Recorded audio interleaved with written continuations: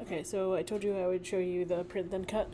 So what it is it makes it, it takes your file and it makes it into essentially like a sticker or like what you cut yesterday, which if you did that, you would just create a background on it. So this is my SVG. It says basic cut. It obviously can't get the material colors because there's everything. So what I'm going to do is attach this down here. Okay, no, I'm not. I lied. I wanted all this color. So technically what I'm going to do is take this, go down here in your operation section, hit print then cut. It's a standard. See how it took out the lines? So there is no technical definition of that. But if I did a basic cut, you can see the outline like right here. So I'll go back to that.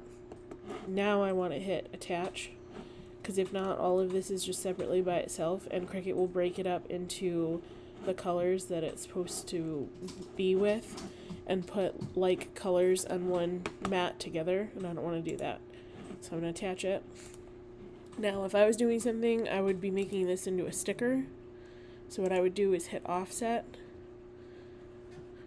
and it does it for you. You could just make it bigger or smaller, but it's still working obviously. And it takes a minute. So I'm going to hit apply. So see how there's the black here? It shouldn't... Okay, there we go. I'm going to turn that white. Actually, no, I'm not. I'm going to turn it this color. Or this. Sure. I'm going to turn it that color just so we can see it. So anyway, so this is the offset. One thing I would do is make it a tiny bit bigger. And then, of course, wait for this again.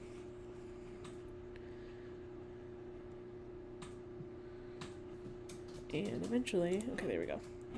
So it made it bigger. It took it back to the other color. That's perfectly fine. Don't really care.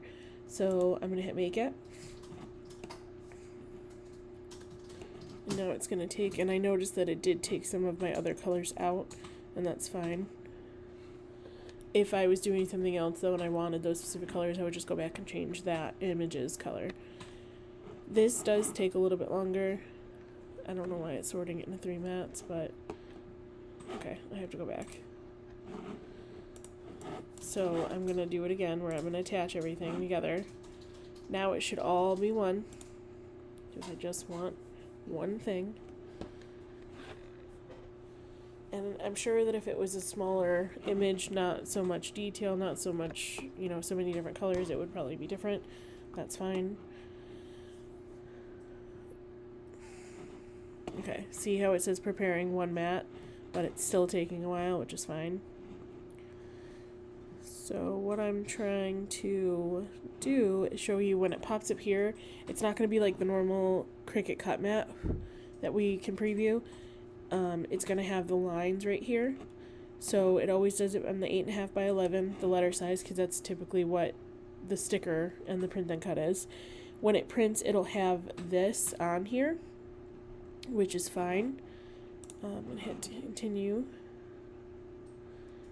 And I'm going to do send to printer. I don't even think our printer is on, but I just want to see if it'll give me the option. Or you can also hit I've already printed. There's an option to bleed the, there we go, add bleed. I do not want that. I never want that. Some people like it, some people don't. It gives it extra color on the outside that the machine, when you're done with this, it'll go through and cut the lines all around so you don't have to. It'll see this and it reads this line, but it cuts out the detail of this. So I don't like to add bleed. And then I just send it to my printer. And then eventually I'll send it to my Cricut to go cut. And it's just that step-by-step process of doing that. But that will help with some projects too that are complex. You don't feel like piecing it back together. You can also do this with Printable Vinyl. I do the stickers, or you can do it with Printable Htv also, and that just helps get something done faster.